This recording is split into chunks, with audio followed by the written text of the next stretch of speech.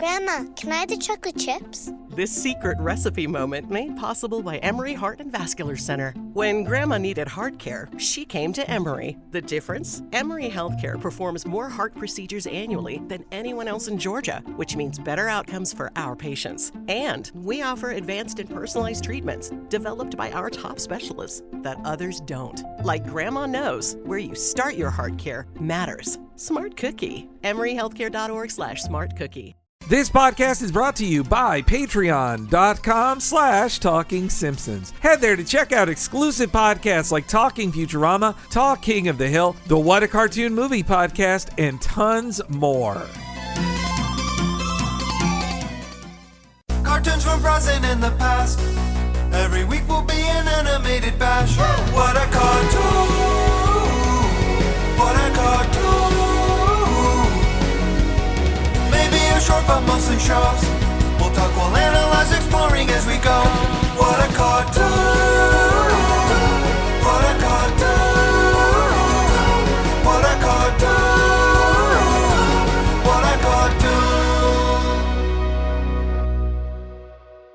Hello, everybody, and welcome to What a Cartoon, where we get stuck in a vicious dopamine cycle. I'm one of your hosts, the Crown of Zimblar wearer, Bob Mackey, and this is an audio exploration of every cartoon ever who is here with me today, as always. It's Andrew Gilbert, and maybe we can get some witch gems! And who do we have on the line? How queer. It's Professor Gascan. And this month's episode is all about the Smiling Friends episode, Enchanted Forest. This is the most obnoxious thing I've ever experienced in my life. And this episode is brought to us today by Professor Gascan, one of our premium patrons. Welcome again to the show, Professor Gascan, and thank you again for another great Patreon pick. Henry and I were already fans of this show, so this was an easy one for us to do. Oh, yeah. I love this ever since I saw the pilot. Yeah, it was just a countdown to us doing it, but you picking it pushed us to do it. I mean, it's such a great, fun new show. Like, it is, when it debuted, I was like, this is Adult Swim how I want it to be, you know? This is the purest form of Adult Swim.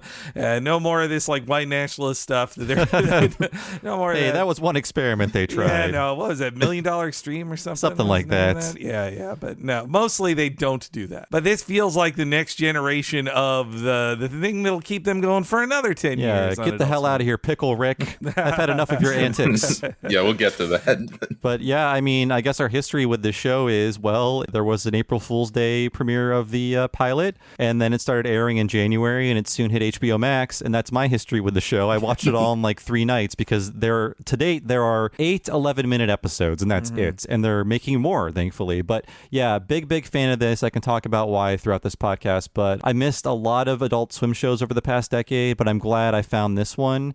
And another thing the creator did before this, which I think is also very good. So yeah, I'm going to start looking more into these Adult Swim shows I have been missing because I'm now a grown-up. Yes, yeah, not turning on the cable late at night as much anymore and then seeing it. Yeah, that also made me feel old too because I knew about this, but I wasn't watching Adult Swim regularly and with cable, and so instead I saw either clips on Twitter shared, but not the full pilot. And then once I heard it got made into a season, I was like, well, once it's streaming somewhere, I'm sure I'll watch it. And then in February of this year, 2022, when the whole season finally went on HBO Max, that's when I watched it all in like a day. And then over and over again. It's actually been one of my favorite things to, I've gone on a few flights recently, and so I download all 8 episodes in the HBO Max app, and it's like my airplane watching. I just fly right through it in all of the series. It gives me the dopamine cycle. And as you're watching it, the stewardesses are notifying the air marshal. That one's trouble. Sorry, flight attendants. But also, I think I associate this entirely with the pandemic because, like, the pandemic just began when I was seeing people share clips from the pilot in my Twitter.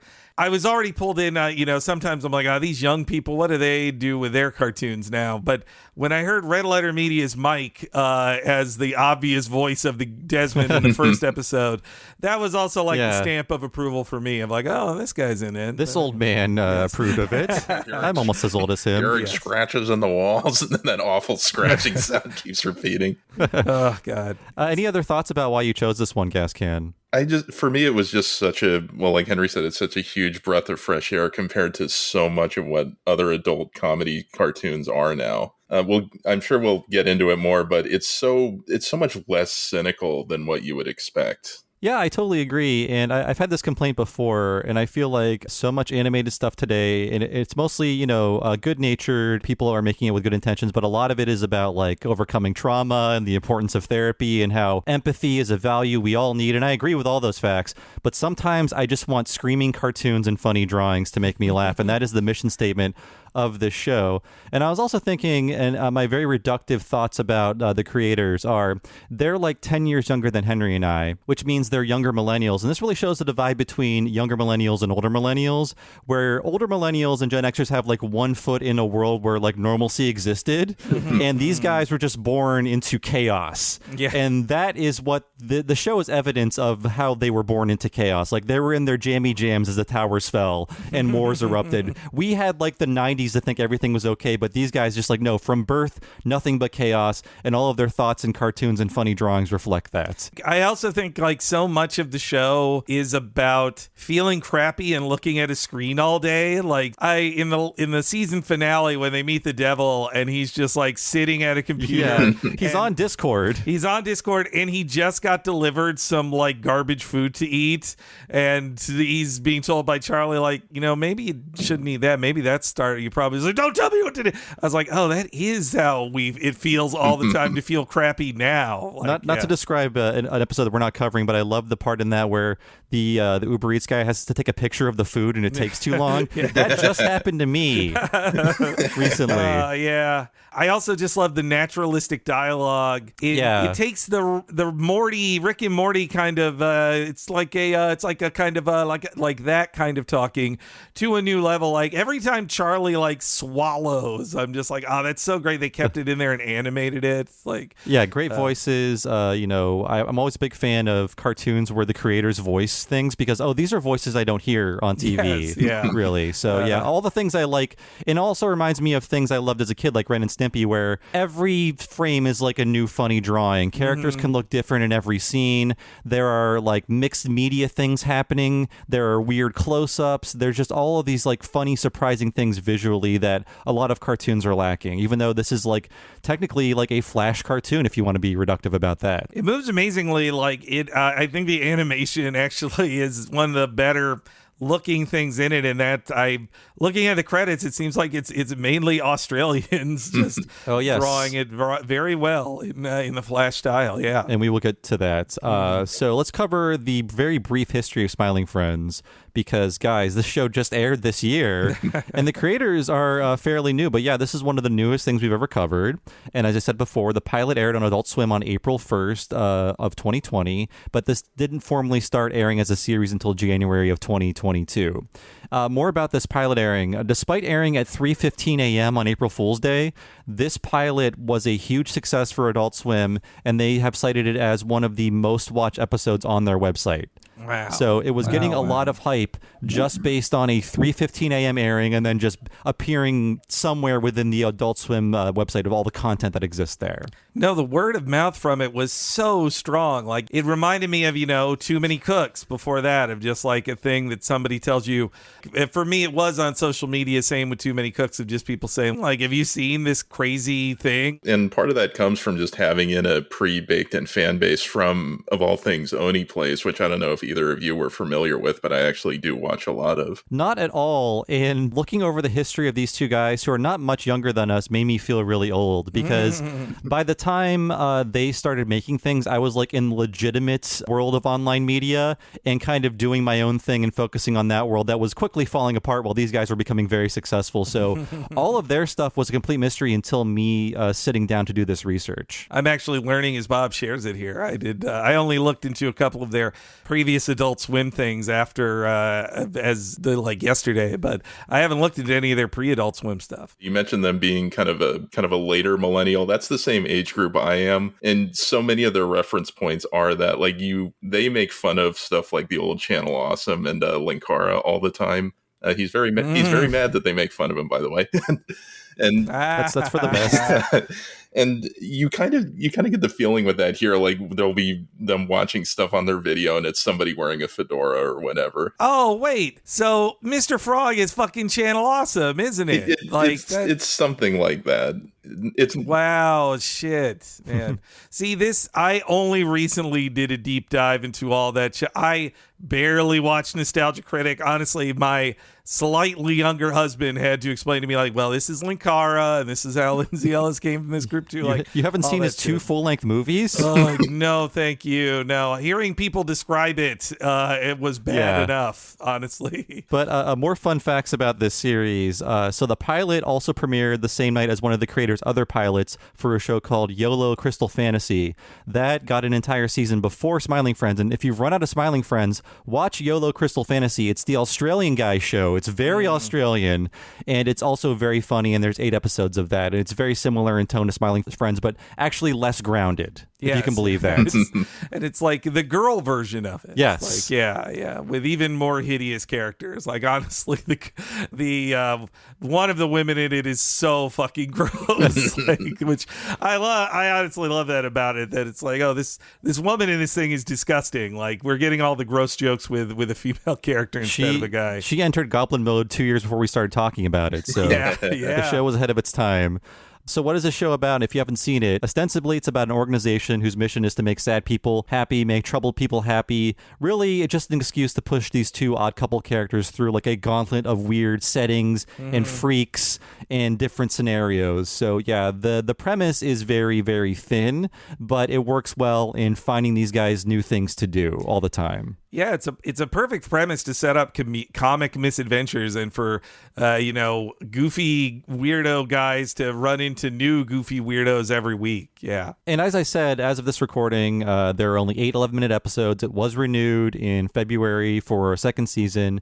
I don't know how big the order will be, but the creators have said they prefer an 8 or 10 episode season because they're very involved with every level of production because they come from the DIY world of internet videos and, viral content and things like that. They're used to doing everything themselves. Other people work on the show, but they are the writers, the directors, the voice actors, doing storyboards and revisions. Like every level of production, it goes through them, which sounds very, very tiring, but I guess they're still young. Well, it also helps keep costs down so much. Like I'd mentioned on the last one, this only cost as much as Aqua Teen Hunger Force did. Wow, that's crazy. Yeah, I mean, this is also why production goes so slow on so many Adult Swim things. It's either money or manpower that they don't, or person power that they don't have enough people to make all the stuff. Henry, it's Adult Swim manpower. Oh, yeah, sorry. Yes, it is. I mean, Venture Brothers is also 2 guys, but they are operating at a much higher level in terms of like the animation quality of the production. So that's why it takes forever to get anything out of them. Yeah, I'm hopeful next year in 2023 we'll get that movie. I know that I've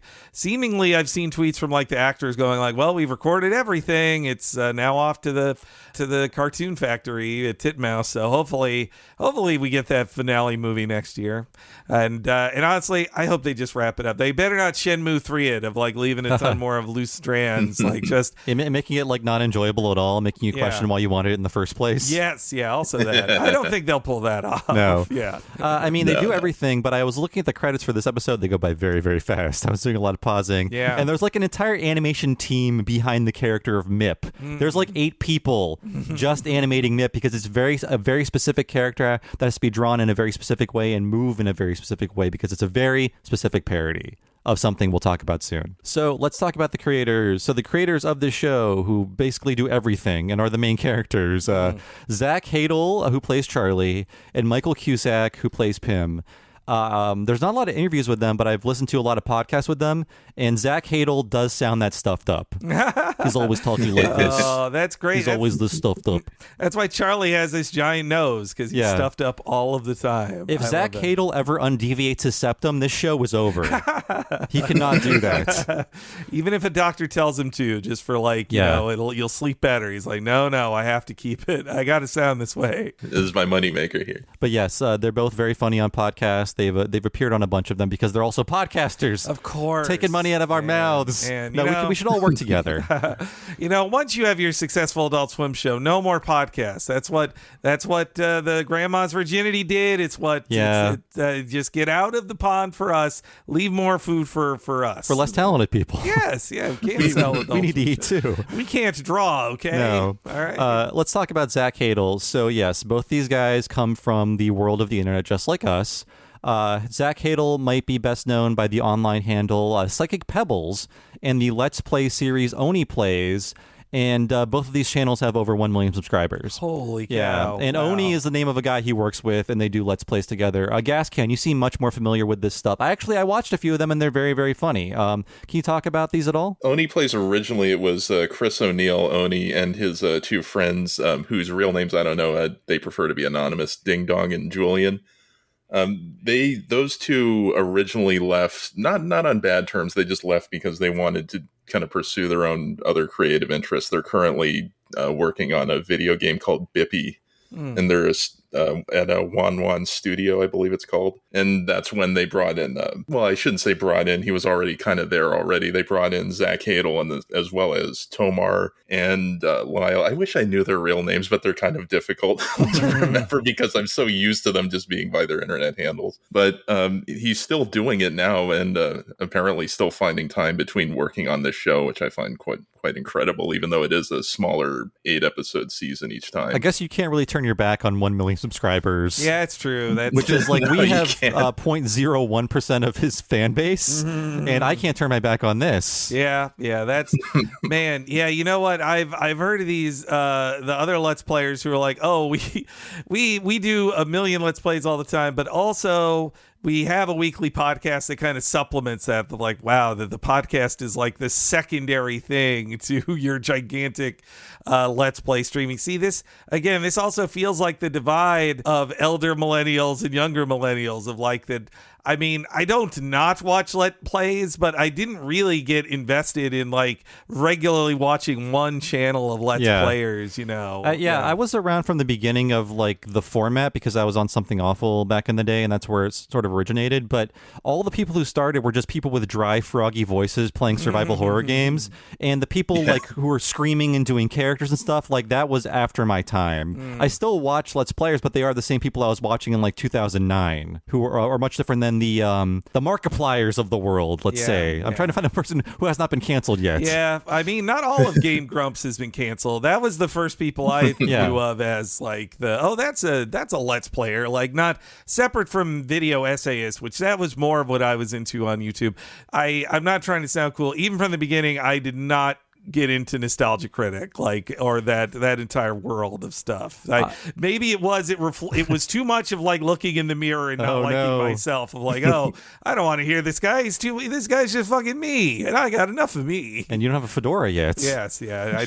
I wear baseball caps a lot now, but no fedora. I can admit to watching some Nostalgia Critic in the past because there weren't enough podcasts, and I would tell my friends, this guy is incredibly annoying, and I hate all of his bits, but it's a way to learn about like direct-to-video crap you would never watch. But now, guess what? We got podcasts now. Yeah. Go to hell, Nostalgia Critic. Nobody wants you. It's okay if you liked him in the past. He's kind of weird now, though. Let's move on. So Hadel cites the following cartoons as inspirations. These guys have a lot of the same influences. So like SpongeBob SquarePants, Dragon Ball Z, South Park, The Simpsons, and Beavis and Butthead. So all of the things that like these younger millennials will grow up watching, probably a little too young, I would guess, for a lot of these. That's, I mean, everybody gets to see these things too young now because they all are online and there's no content guard, so you just see the same stuff. I was hearing that a previous What a Cartoon subject, Amphibia, I haven't watched the final seasons, but it just ended, and the creator of Matt Braley had a funny thing about, like, the inspiration for the show really was that just as a kid, he would watch Pepper Ann, and then when it was over, he changed the channel to Dragon Ball Z, and he's like, "These are just the same thing to me," and it's all in a blender together. I'm so happy that we're away from the generation before us who were just like, American cartoons are it. Don't draw anime. Anime's stupid. Don't draw anime. Like that is the genre anime, and now it's people who appreciate gross out American cartoons and Japanese action cartoons like Dragon Ball. on the same level and mix those media a lot. It's one of the few good things about being alive today. Yeah. Is that. Oh, yeah. So Hadel began uploading cartoons to Newgrounds in 2009 before moving on to YouTube. This is so fucking Newgrounds. Yeah. I saw Ian Jones Cordy, our pal. Somebody told him like OKKO and Smiling Friends just feel like Newgroundsy shows, and Ian was like, well, yeah, that is where I put some of my first cartoons too, was on Newgrounds. That's where you start as an animator after 2000, really. Yeah, I mean, for the people in the 80s and earlier, like you would make your freaky demented short and then you get hired by like The Simpsons. Yeah, these people if are you're putting them. lucky. Yeah, if you're lucky, if you're like a Wes Archer or Jim Reardon, you have your like demented short you make that goes around the animation festivals, and then somebody sees it, or it's part of your like demo reel for auditioning for a show. Now it's like your thing is online for millions of people to see, and you get famous based on that, not from being on The Simpsons or King of the Hill or whatever. Yeah. So Zach Hadel, very prolific, a ton of animations on his channel, and he has a lot in common with the other creator, just like really fast-paced humor, really quick cuts, very demented, often with like brutal, quick violence. And one thing they both have in common is like a ton of screaming, and I love it. I love how much screaming there is in everything they do. It just feels, it's like refreshing, you know? It's refreshing to me. They know how to scream too. It's not very shrill, but it is loud. Yes, yeah. There's like, oh my god, or and just all the silly voices that it just it's something I love too in the voice acting of like Venture Brothers, of just two guys who, especially by the like 7th or 8th episode, going like, what voice haven't I used? Like just trying to find a new silly voice to do with like, well, what's this goblin sound like? You know? Yeah, their voices on this show are very fun instruments, and one is very Australian. And you know what? As an American, I'm sorry, Australians, your accent's funny to me. Yeah, I find it comical. It makes any joke like 20% funnier. So yeah, lots of very fun drawings, lots of screaming. It's no wonder why these two guys found each other. So Hadel has been very busy. It sounds like he could have had a series before this, because in the early 2010s he pitched this show called Hellbenders to Adult Swim. It was a series of online shorts he made with Oni, the guy Oni from Oni Plays. But Adult Swim, the apocryphal story is that Adult Swim didn't pick it up because they already had two shows about hell, Mr. Pickles and Your Pretty Face is Going to Hell. And Mr. Pickles, that show sucks. It sucks. Hellbenders would have been a better choice. I'm kind of glad they didn't pick it up, though, because I think the dynamic in Smiling Friends works a lot better than the dynamic in Hellbenders, even though it's a similar concept. Yeah, I watched a few Hellbenders shorts, and they're like maybe a little too South Parky for me. And this show doesn't really, Smiling Friends does not really feel like South Park at all, even though they're both very inspired by South Park. And yeah, Hadel mostly stuck to internet and internet adjacent stuff for his career, but I noticed that before this, he storyboarded one episode of SpongeBob in 2018, so maybe he was just trying to feel out like the animation world before becoming a creator of his own show. And like the other guy, he is like one of the main guys behind Smiling Friends. So that is Zach Hadel. No, I can totally see he's, living in LA and he's just like, well, maybe I can take a SpongeBob job. Maybe that's my future, and just to give it a shot. And they, SpongeBob likes hiring weirdos to try and get them to work within the Nickelodeon structure. Clearly, he's got better options than just that. But. Yeah, and SpongeBob was used to hiring like weirdo web cartoonists and stuff, right? Yeah. I mean, the one of the... It's like Kaz. Yeah, Kaz. That was the one I spotlit in our last SpongeBob one. It was just like, he's a weird cartoonist who's, doing SpongeBob for the money, and it's good money. I'm money. Sure, yeah. So I don't blame him. And also, if you like Mr. Pickles, fine. I was feeling how the waters of like, how negative can I be on Mr. Pickles? Which I watched one episode. I was like, all right, I get this. This is like even worse than the Super Jail to me. I feel like Super Jail at least was kind of funny. It had funny animation. It just seems, this is not the Mr. Pickle show, by the way. It just seems very boring shock humor. Yeah. It's like, oh, what if a cute dog ripped a face apart? I was like, yeah, okay. It got 3 seasons for some reason. I don't know why. Had to be somebody's fucking buddy, some pal or something. Hey, Your Pretty Face is Going to Hell. Great show, and I wish there was more of it. Hell yeah. Very, very funny. Other guy on the show, Michael Cusack. He's the Australian of the show, and if you're familiar with Adult Swim's output, you might have seen other things he's made. So one of the funniest things he's ever made was something I saw online, and I didn't realize it was an official Adult Swim sanctioned thing. It's called Bushworld Adventures. Gascan, have you seen this? It's great. Is that the Rick and Morty parody he did? Yes. It is it actually made me dislike Rick and Morty because I was thinking, why can't Rick and Morty just be like this? And what it made me think of when I was watching it, so this is a Rick and Morty parody he did. Everyone is Australian. It's just nonstop screaming and violence. And I was thinking, I have not seen something this raw and wild since fucking Liquid Television in 1991. Like, it reminded me of seeing a really fucked up short at like 11:30 when I was 10 and thinking, this was on TV? It rules. And like, this is how wild his stuff is. I'd never watched it until yesterday because when I'd seen pictures of it, I thought, oh, this is like somebody's joke on it, which I guess it is still an official joke, but that it's hosted by Adult Swim officially, and just this, all the screaming. It also felt like stylistically, it went back to how Justin Roiland drew them in the Doc and Marty cartoons, except even crazier. But just hearing Cusack screaming all the time, like, I'm actually gonna fucking kill you, Marty. I put a gun to you. Like, oh man, okay, man. Yeah, I had to click through like a self-harm warning to watch it again. Also that, I'm gonna kill myself, Morty. This is really gonna happen, Morty. Really? Okay, okay. And also, fucking God, buddy. Also the one, it's online. It's on YouTube, and also this is on HBO Max as well. YOLO Crystal Fantasy. It seems like it won't be coming back because they're so attached to Smiling Friends, but it's also like very funny, also very Australian, much cruder than Smiling Friends. I think Smiling Friends was a more successful show because it is more grounded both visually and in terms of like the storytelling. YOLO is just like, it's messy, it looks cheap sometimes, it looks extravagant other times, and the characters are like not rooted in any sort of like world. But it's really fun to watch. The stakes don't feel as much. I hadn't given it a chance until knowing it was the Smiling Friends guys, and I watched like half the episodes yesterday, and it was a lot of fun, but darker and meaner than Smiling Friends a little bit. I do miss having especially Pim, the goodiest good boy of all time in the show. Like, that's a real good balance to the show. If everybody's just a disgusting pig, like it's too gross. That's true. Pim is like the rock in all of this chaos around him, and you kind of need him to survive in this world. Oh, goody. Like he's allowed to have his darker moments too, though, which I like. But he never swears. Like, that's also what I like about Pim. Even in his bad moments, like in this episode, he never goes like, fuck you, or he just, Charlie just swears casually like a regular dude who's just like, man, I've been carrying this shit around all day, man. It's fucking heavy.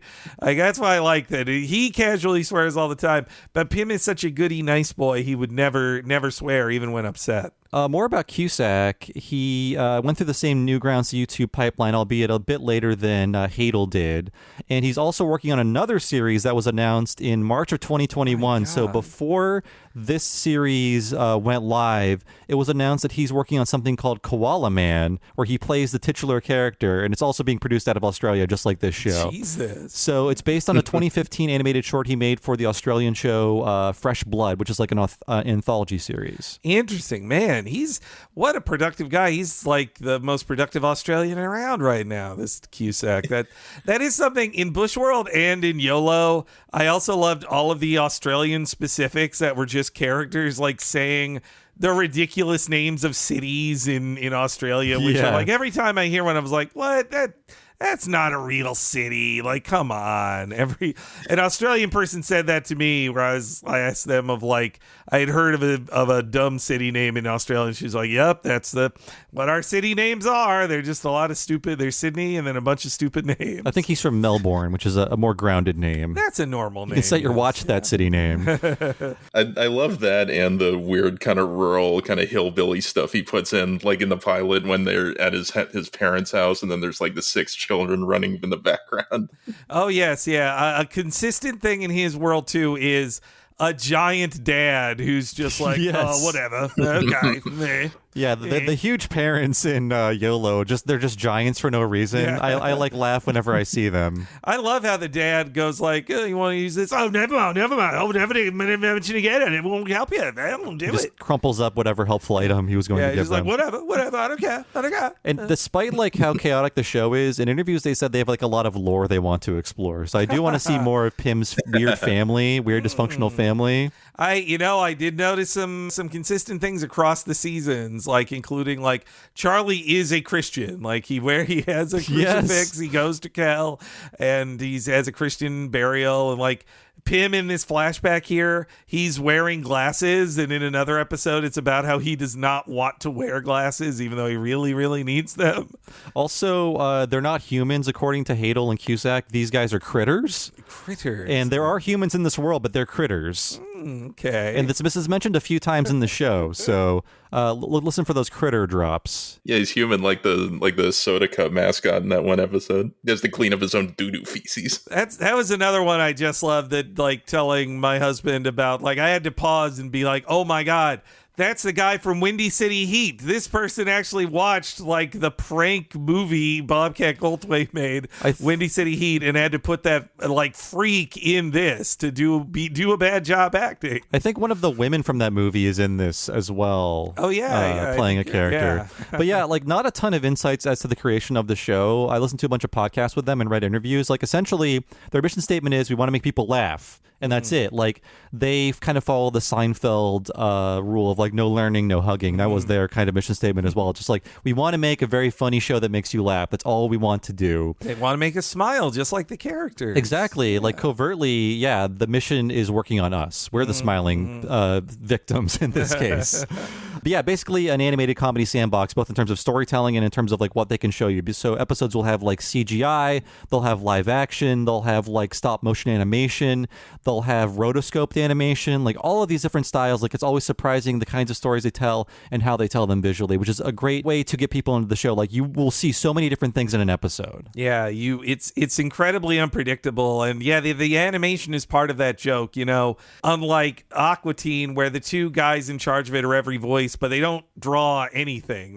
They just count on an artist to like make basically stick figures they move around for them, or not stick figures, but in this, when they can do the art themselves, that's also what I love, that the crudeness is a choice. Like they can show we can draw something awesome when we feel like it, but if you see something crude, it's not because they couldn't draw something better. It's that's part of the joke. This goblin looks like shit because they wanted to draw it shitty as part of the joke. And then you'll walk by a character who looks like he's straight out of Family Guy, and they're like, see that they're making a statement with that kind of character design too. Yeah, like the Halloween special is some of the best TV animation I've seen in a few years. Yeah. Just how good it looks and how well everything moves, and it's just almost entirely like an action set piece for half of it. Well, that Stranger Things Wolf Boy is in the first episode as well, and his little brother, which I assumed they were youthful fans of that Oni channel, I guess. I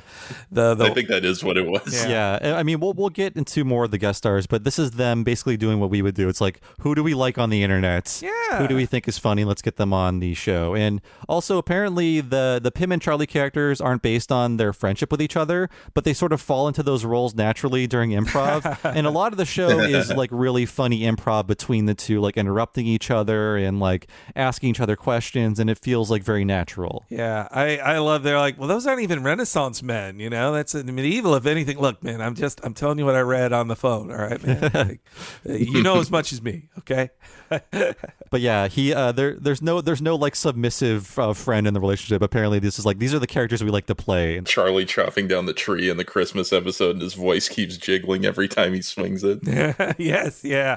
I love in that episode too when they're another like naturalistic improv as they're walking around, where he says, well, you know, you've been negative most of the time, you know. He's just like even on our first mission, he's like, oh, well, actually, it's funny you bring that up because you were the one who was negative on that mission, actually. So, you know, I was like, wow. It did feel too close to arguments I've had with shitty people. Yes, yeah.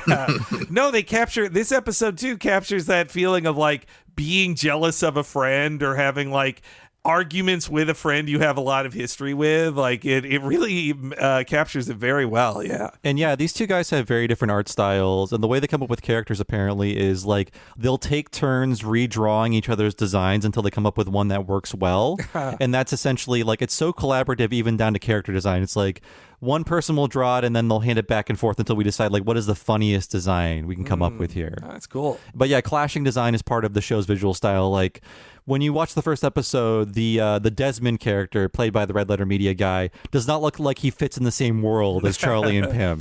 Oh no, not at all. Yeah. Same with like the boss. The boss looks so different from Glip and Alan too. Like everybody, some are like Glip is just like a green blob, and Alan is like a naked red man. But I associate with him. I think he's my guy in the show. I just wanted my cheese. I count paper clips. Alan's pretty great. At times I feel like Pim, Charlie, Alan, and Clip all through life. Yeah. So lots of fun guest stars in the show. I'm not going to go over all of them, but there's some notable ones for all you kiddies out there in your mid to late 30s. Of course, James Rolfe. He's the angry video game nerd, and he is doing a voice. I believe he is the guy in the wall on the computer in the first episode. I think that's him. Of course, we also have Mike Stoklasa. I've never said his last name out loud before.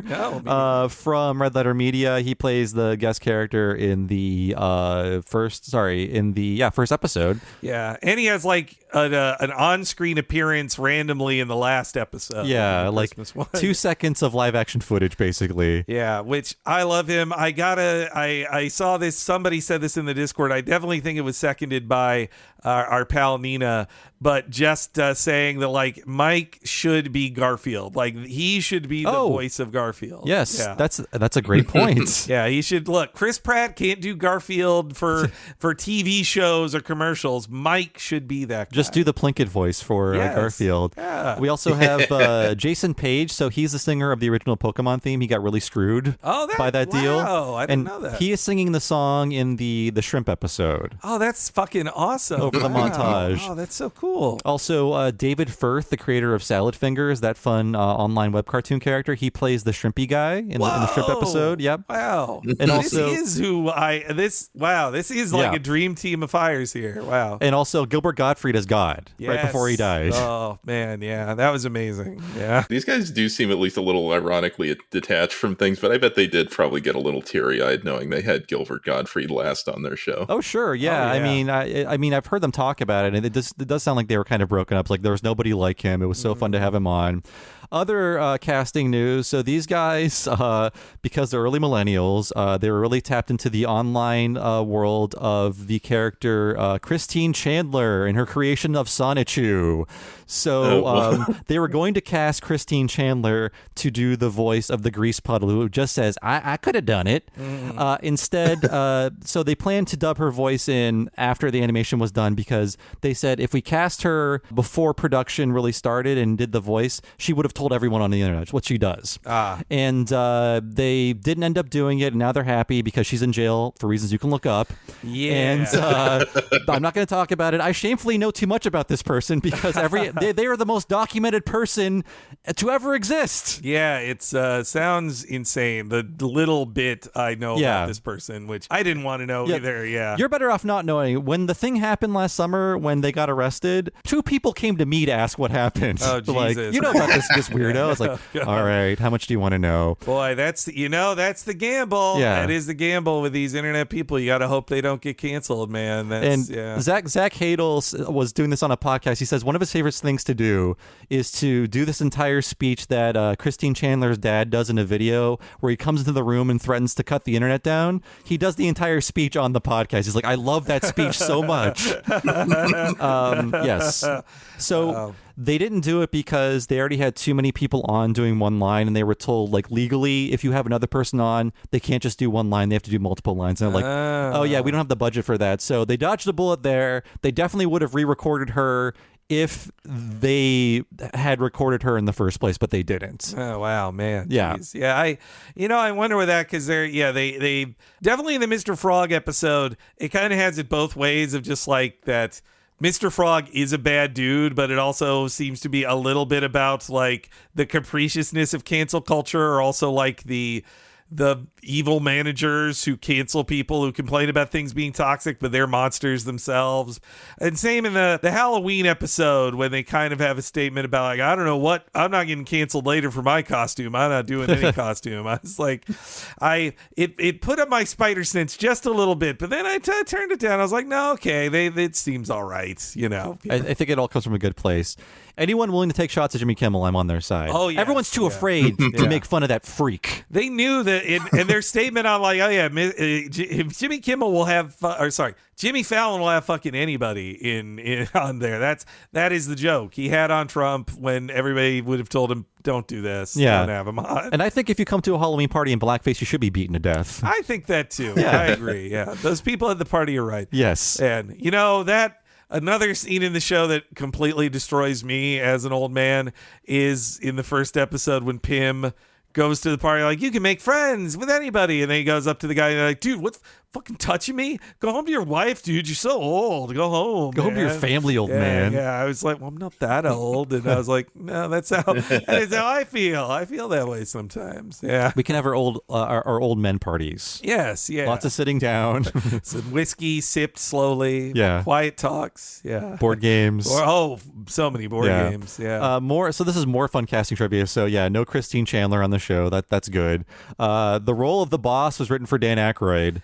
Oh, wow. I guess really? I guess they couldn't afford him, or he didn't want to do it. And also, this is also tragic. Norm Macdonald was their second choice. Oh man! But they didn't know he was sick and couldn't really do it. Man, that's sad. That's I haven't watched that stand-up Is that special out? yet. Yeah, it's out. I haven't watched it yet, but I don't know. I don't know if I'm ready for it. I mean, it seems like it's going to be incredibly sad because he's not on a stage. He's in his house, probably very sick. Yeah, that's how it seems from those clips I watched. Yeah, kind of a bummer. And my last bit of history is animation is done out of Melbourne, Australia by Princess Bento. That's a joint venture between Bento Box and Princess Pictures. This is an Australian studio. Oh. So this is all Bento Box, and yes, maybe there is some government assistance here. Wow, so Bento's got an Australian studio. That's really interesting because, I think I may be failing to remember others, but as far as American animation studios with an Australian one, that was really an Australian branch that really kind of was just in the 90s. Like with Disney? Yeah, Disney had it. And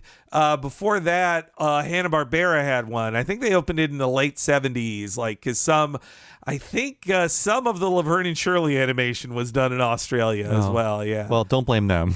Yeah, they were given no money. They were done what they were assigned to do, Let's never talk about that again. I got it all out of my system. Any final thoughts, Gascan, on the history of this show before we get into the episode? I am, once again, just very happy that this is finally a show made by a millennial within my own age group. Mm-hmm. Because who else would have put in a Rankin Bass Hobbit reference in their cartoon? Yeah, and I was surprised to see that, knowing the age of the creators, because I'm like, this is like such the biggest Gen X wank material in the world. Mm-hmm. I'm an elder millennial. I just watched this movie for the first time because of this podcast. I watched it a long time ago, but I could see that younger millennials, as they are waiting for the next Lord of the Rings movie to come out, they're like, well, I'll just watch this old Hobbit thing. They'll probably tell me some of the story. Oh, yeah. They put all of those out on DVD again. The second Lord of the Rings was in theaters. They're like, yeah, pay dirt. You can't get any other media right now. Very smart of MGM to do that. Yes. Yeah. It speaks to someone who either would raid the VHS section of their local library or was stuck watching a lot of daytime Cartoon Network back when they still had a lot of movie specials on in the afternoon. Oh, yeah. Cartoon Network replayed Hobbit and the Return of the King one a million times. Yeah, I remember seeing that so many times. They also love to play that Grandma Got Run Over by a Reindeer cartoon, which on Oni Plays they reference constantly. Oh, boy. I don't think we'll cover that. That cartoon was like, it was the Santa Innocence Project. Like, it was trying to remove Santa's blame from the song. Although I'm a fan of that song. I guess I'll say, this made me kind of... I stopped watching Rick and Morty in season 3, And then after watching this, I was like, oh, I think I like this a lot more because it's not always trying really hard to be like smart or clever. I think that's the Dan Harmon part of the equation. Like, a little bit. I think sometimes I just prefer like the vulgar chaos of like a Justin Roiland and not like, this is a deconstruction of this kind of a story. Let's get out the story wheel or whatever. Yeah. Rick and Morty definitely has more of the spirit of Dan Harmon, which is showing off how smart he was with the story he came up with, which, hey, I kind of like that smugness and that at times. Like, I was Community fanboy number one like a decade ago. You know, now as I get older, I'm like, where's the simple fun of just screaming and violence? It's like, you parodied a bottle episode. Good job. Let's move on. Make me laugh. Make me laugh, monkey. Did you notice I parodied that bottle episode? Pretty smart, huh? Who else would do that? No, in the newer seasons of Rick and Morty, I kind of like the episodes that feel like they're tired of that style. Like the Justice League parody episode where Rick gets blackout drunk and creates death traps for everybody. That's a great episode because Morty, instead of being like, oh man, geez, instead he's like, I'm so used to Rick's mind games now. I'm kind of sick of it. Yes, this death trap is about how he's so much smarter than you. Isn't that great? Let's move on to the next room. But to me, that felt like Justin Roiland saying to Dan Harmon, I get it, Dan. You're smarter than me. It's a perfect analogy. Yes, yeah. Yeah, the show is edgy, but it doesn't revel in cruelty, which I appreciate. Yeah. You're not going to... I don't know. There's not as much like skin ripping off screaming all the time. Like there's so many nice times where somebody just goes like, oh, that's cool. Oh, neat. That's neat. Like, oh God, the Onion. Well, we'll talk about it. Yes, there's so many. It's just there are nice feelings of just people going like, oh, that's cool. Let's have a nice time. Yeah, I mean, it is. We live in a world of chaos and hell, like these characters. But it is nice to have a character named called Pim, who tries to see the good in things. Yeah, just wants people to be happy and just he's so positive. I love this. I love that. Ah! Yeah, his little song "Picking Up Sticks" just is so nice. It's adorable. But yes, that was our history of the Smiling Friends. We'll come back after this short break to talk all about the Enchanted Forest. Very special moments, these will always be with me. We are here, you and I, we belong. When you need cheering up, there's only one team to call. Oh, hello. Are you the Smiling Friends? That's us, ma'am. They'll turn that frown upside down. Hey, little buddy, how are you doing? Oh my God! Whoa! And around and around. My precious piece of cheese has gone missing. Adult Swim is proud to announce Smiling Friends, coming later this year. Now get out there and make someone smile. Well, it's Christmas in H-E-double-L. Yeah, the damned and the demons are ringing those jingle bells. Take a bit of misery and hang it up on the tree. And we're back after the break to talk all about Enchanted Forest, somewhere in the middle of this run. Which episode is this again? I'm sorry, like Number 5, 6. 6? Okay, thank you. I just rewatched all of them again. I forgot where this fell in. And yes, a lot of it is a parody of the Rankin Bass adaptation of The Hobbit, produced in 1977 by, I believe, is it Topcraft, Henry? Topcraft was the Japanese studio on it, yeah, which that has to be a very hard thing to copy that animation of. Oh. Like, yeah, I get. Yes. I watched it for the first time ever in my life. I've never seen a frame of this movie. Maybe I've seen like screenshots of it because I knew what it looked like. When this episode aired, I was like, oh, I know what they're doing. But I watched The Hobbit for the first time. What I like most about it is the designs are very neat and kind of grotesque. The backgrounds are just beautiful. But it is a TV budget show, a high TV budget show that at all times 14 characters must be on the screen. Yeah. People back then weren't thinking about like, oh, if they made this into a movie, they couldn't do this. I'm going to take this out of my book. People are thinking that now when they make comic books and they run the right novels. He made all of these just fun scenarios that were like impossible to both film and animate. Yeah. Which is why we didn't actually get a live action Hobbit movie until for real like 2012 or whatever. It's 3 movies, right? It should have been 2. Yeah. It should have been 2, and even then that's a little stretched. It's pushing it. Yeah, but the Rankin Bass one, what I like about it, again, how it looks is great, but the movie is 70 minutes long and they camp out on the Gollum scene for 11 minutes. And you're like, Jesus Christ, this is taking forever. It's just 2 characters asking each other riddles for like 11 minutes and it sucks. It's such an uneven movie. I'm glad it was made. But what they're parodying in this is both Orson Bean's performance, how grotesque Bilbo looks. The lead character has this gigantic nose, and he's so tiny. Yeah, he's so weird looking. One reason why this was a high budget thing is like the characters are so almost over designed. That's why in this episode of Smiling Friends, he has these like very large detailed hands. He's always gesticulating with them. Yeah. To copy that style for a joke is also probably very expensive to do, or at least very intricate to do. Yeah, I think Rankin Bass, plan was that like make it look like the drawings on the book come to life, or like in the 70s. There was a resurgence of the Tolkien stuff because the hippies got into it. Like Tolkien, more like token. Guys. Yeah, that pipe weed. Yeah.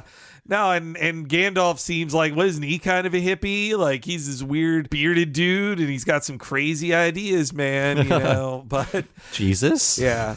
Like, my dad never liked Star Wars or any other nerdy thing I liked, but he did read Tolkien for a period. He saw The Hobbit with me, all 3 movies, every Christmas. It was, and he was bored out of his fucking mind, all 3 of them, but...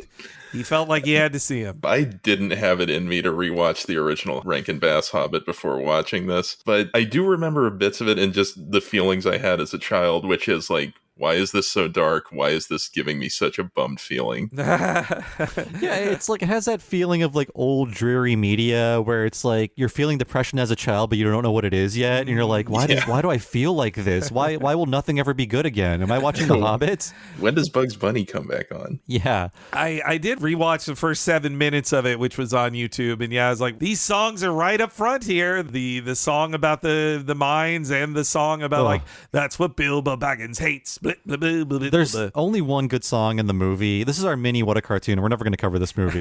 There's only one good song in the movie, and it's the one they're parodying. All the other ones are just like sea shanties, like clop, slop, slip, sloop. We are the orcs. We are the orcs. They're all that awful and bad. Hey, you're destroy. Those are probably all straight from the book by Tolkien, and he's a master. Bob. Those are the parts of the books you skip. Speaking of adaptations, my last thought about this is like when Tolkien was writing this, he wasn't thinking like how hard would this be to film or to animate, because he's like, no, this is a book and there aren't really adaptations that I can think of.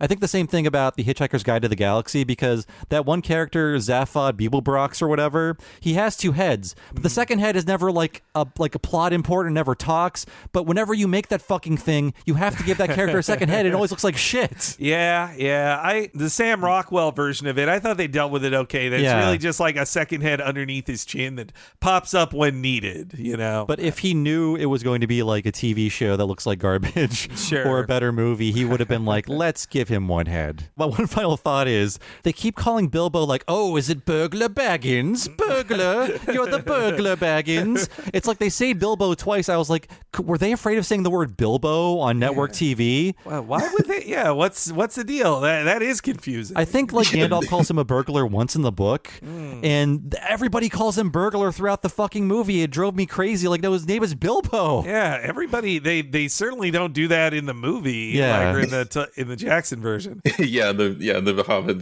They're Stan Darshing him. Stan Darsh.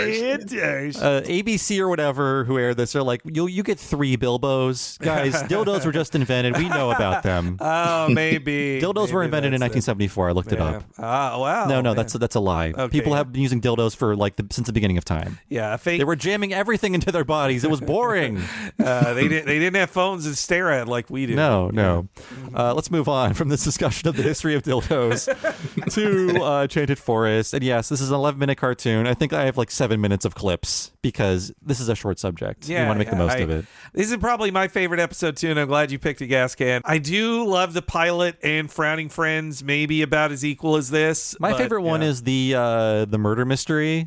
That's a really good one too. Yeah. Especially that it's all about healthy food and how people hate it and how they're just like, no, I want to eat shit all the time. It was pretty stiff competition, but I settled on this one because the specificity of the Hobbit reference is so funny to me. Yes, I do love that. I love specific parodies are key to my heart. It's what I loved very early in Community, where I was like, oh, this episode about chicken fingers is specifically a Goodfellas parody, not a pastiche. It is a Goodfellas parody, and it would get more specific as time went on. Like that's the show. Sorry, Henry. This show does not really invest too deeply in parodies, though. This is the one standout one where it's like a direct parody almost, or it's like sticking this character into their world and like recontextualizing him as a creep. That's a spoiler, by the way. And it's not a cool thing to parody. That's also what I like. You know, it's not their Top Gun parody or whatever, or a Die Hard parody. And it's weird. It's weird that these guys are parodying this because the South Park guys, born like 20 years before them, they did their parody like in the early aughts with Lemmy Winks. Yeah, right. The Lemmy Winks song is also parodying the same song that this episode parodies. Yeah, that's true. So we open as we usually do on the Smiling Friends break room. Glep and Alan are playing a very fun-looking, like pre-rendered graphics video game. I love that. Yeah, it is like Mortal Kombat, except with like blobby guys stabbing each other, and also just Alan telling Glip, like, well, it's not fair, you're just button mashing. I like a button. Yeah. I also just love every episode begins with just like this fast calliope, like and just flashing colors, like just abrasiveness instantly of like, you either turn the channel right now or be into this, you know? Yeah, it's a good way to get into the chaotic world of this show. Oh, yeah. Charlie, he's not feeling too good. He's cradling his head. He asks for them to turn the game down because he's got a little bit of a headache. Yeah, they then do it. Yeah, like, they're not assholes like in other cartoons. They're like, oh, sorry, man. Turn it down. And we see, like, as he's turning the volume down, this, like, orange character on the screen is unloading on this blue character with a minigun. It reminds me of, like, Rise of the Robots, this really shitty pre-rendered graphics fighting game. Yeah, like a Killer Instinct or something like that. Yeah. Mm-hmm. But, yeah, it's definitely, like, an old-school video game. There's, like, a cartridge, and the controllers have cords. There's, like, is it Glep? Yeah, Glep is sitting on, like, a big, like, patched-up beanbag chair, too. It looks very cozy. I love how Glep is not really, like, actively part of the organization, but he's always there, like, looking at his iPad or playing video games or whatever. Everybody's staring at a screen too, unless you have a headache. That's the only. Everybody else, like that Pim has his laptop out while they're just playing a game in the break room. Like also that if you work at Smiling Friends, you're just waiting for a phone call for the next adventure. Like that's what your job is. Glep's the IT guy. You know, he just gets up when they need him to. That's right. Yeah. But in our first clip here, we find out about their newest job. No, it's all good. It's fine. It's just that these guys started doing construction outside of my place at like 6. Right in my ear, dude. We officially deliver a royal decree from the Princess of the Enchanted Forest. She's been unable to smile for a royal portrait and needs your assistance. The Enchanted Forest? Oh my god! I love the Enchanted Forest! My ear is still ringing from that noise.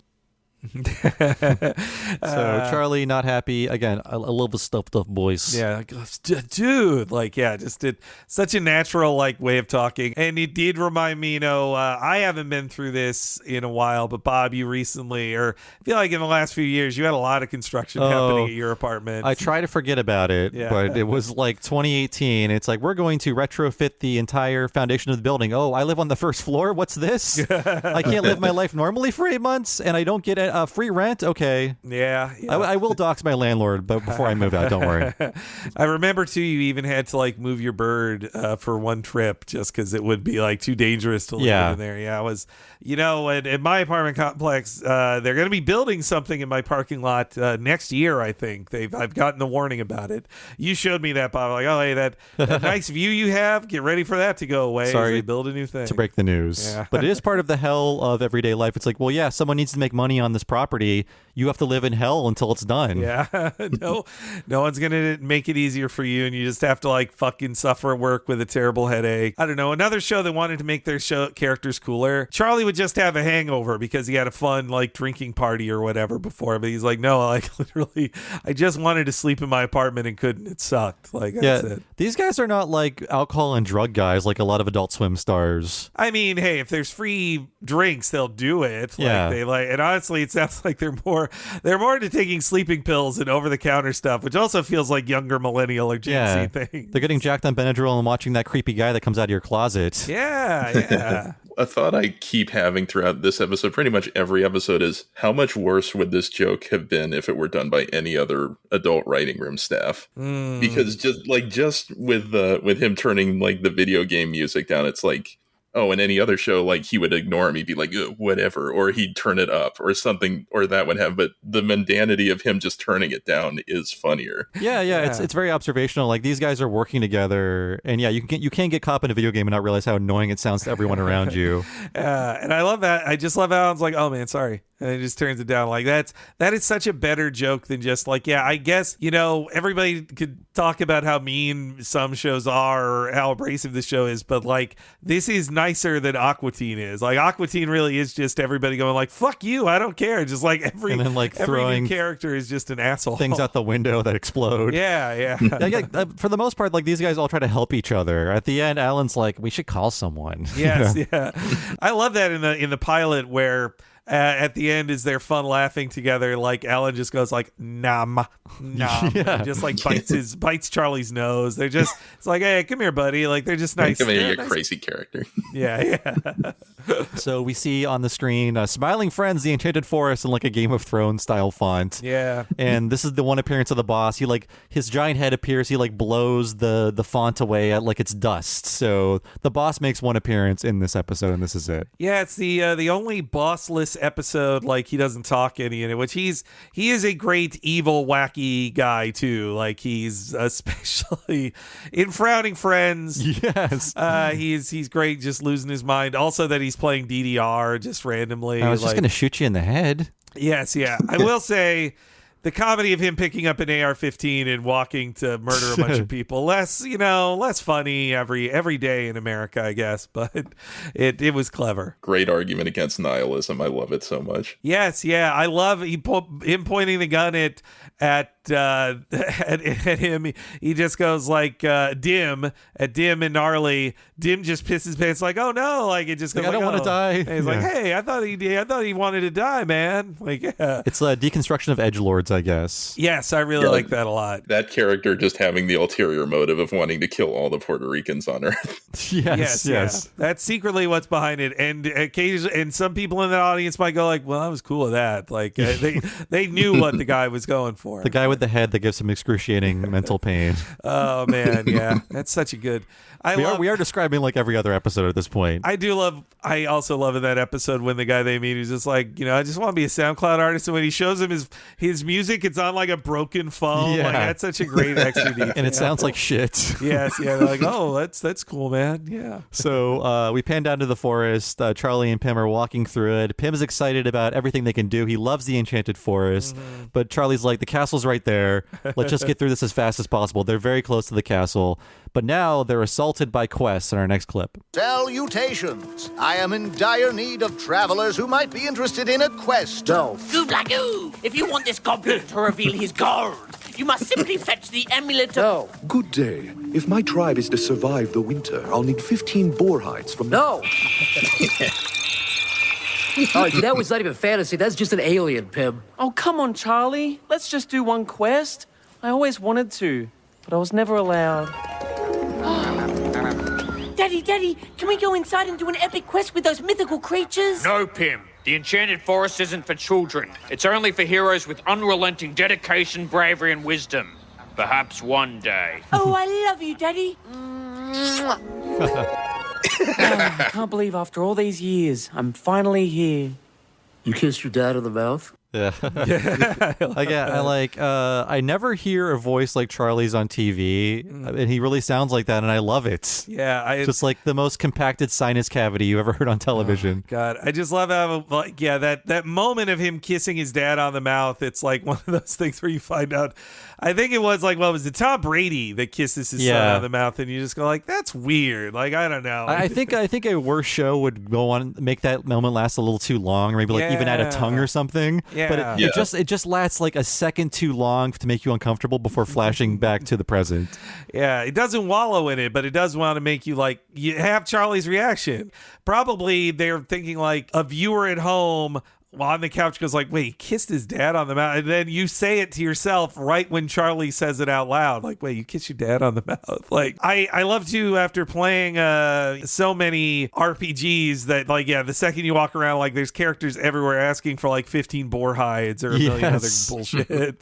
All these fetch quests. These guys have played a lot of video games. That goblin too. That's one of the goblins. That goblin auditioned for Mr. Frog's job in the second episode. Right. And I just love the little extra shake. He says, well, this goblin to reveal his gold, and then he like actually kind of like pops when he says it too. Like, yeah, so funny, man. One of the things this show does best is just like jarring cuts to something just like right in your face. That happens next with this witch screaming onto the screen. Yes, this classic like Wizard of Oz style witch steals Charlie's hat.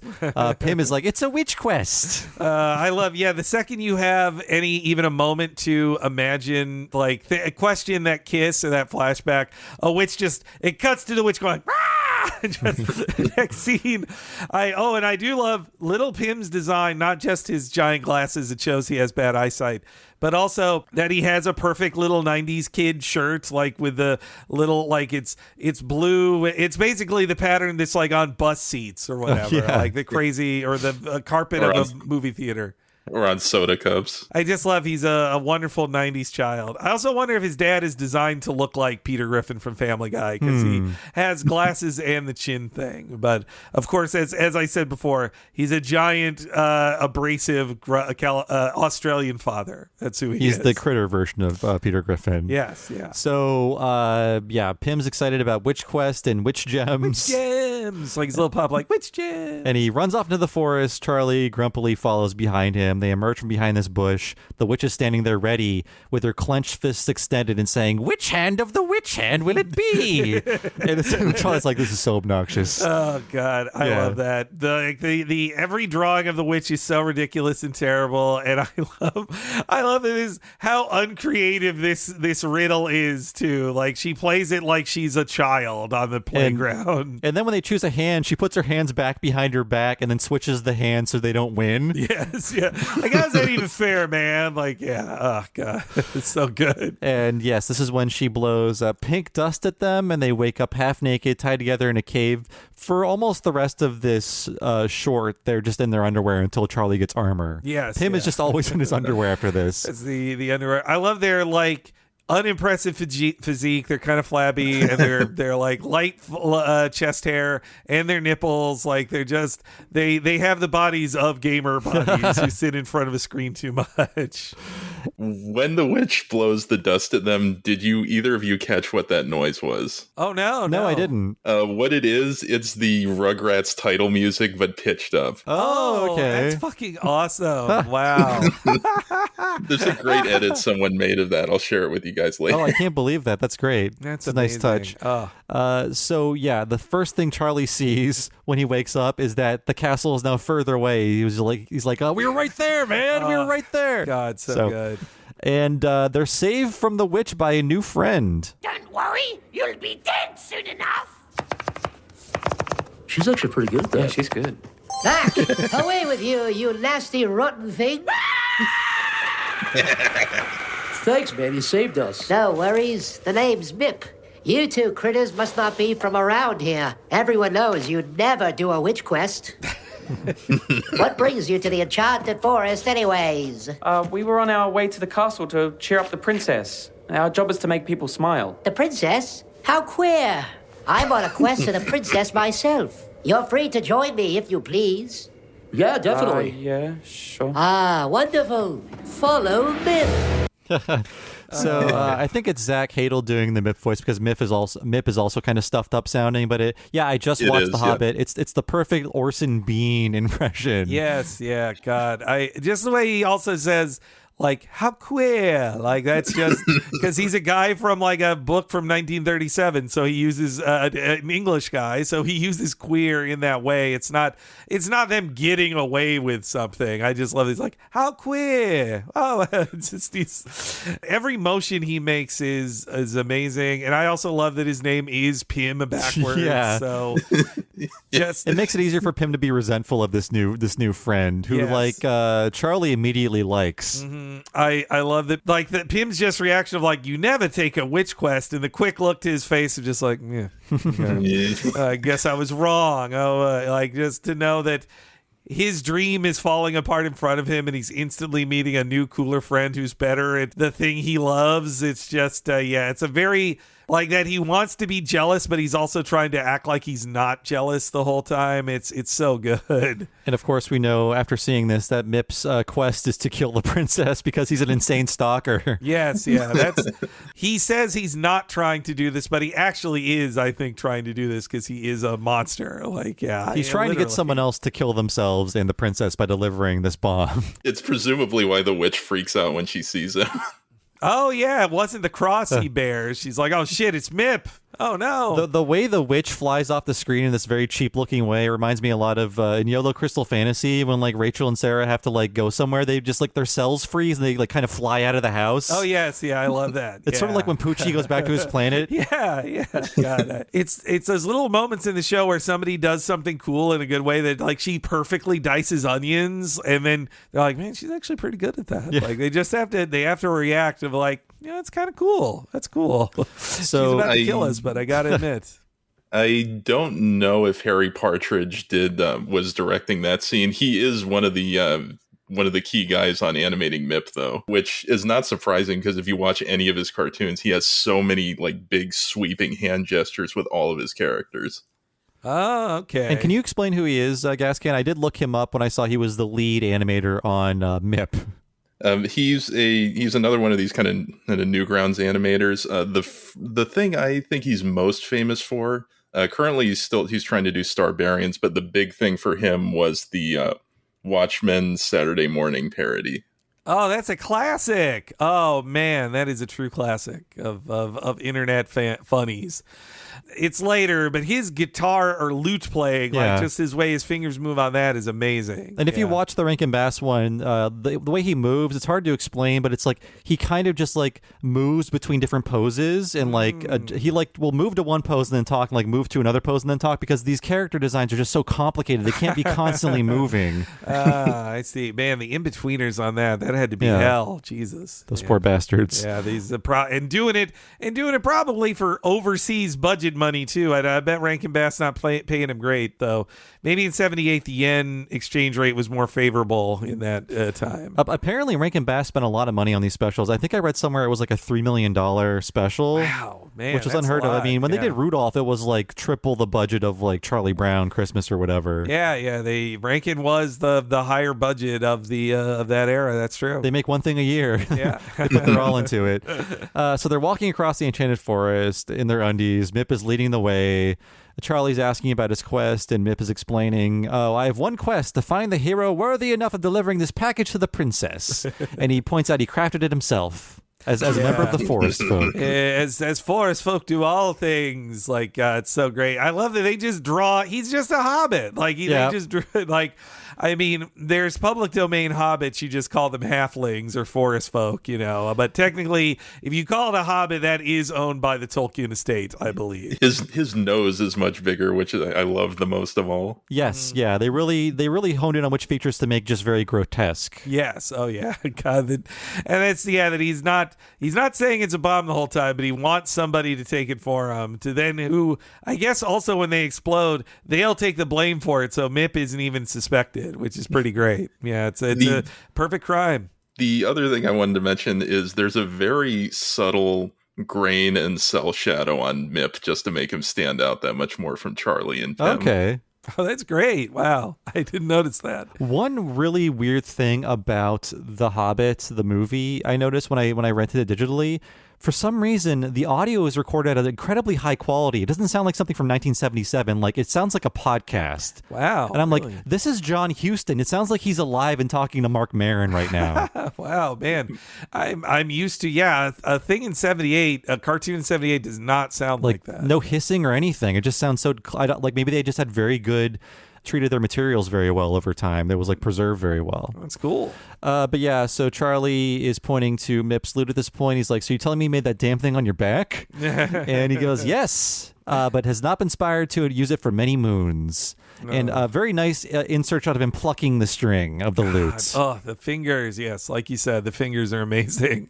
But this is when Mip finds out that Charlie has a headache, and he comes up with a cure. If a headache you've got, a headache Mip can cure. Drink this, yellow one. Charlie, we don't know who this guy is. Are you sure we can trust him? Pim, this is Mip we're talking about. Wow, my headache is completely gone. Mip rocks! Yeah, Mip rocks. Oh, dear. A creature of the forest is in trouble. Help, the thorn is killing him. Oh, I know what this is. It's a riddle.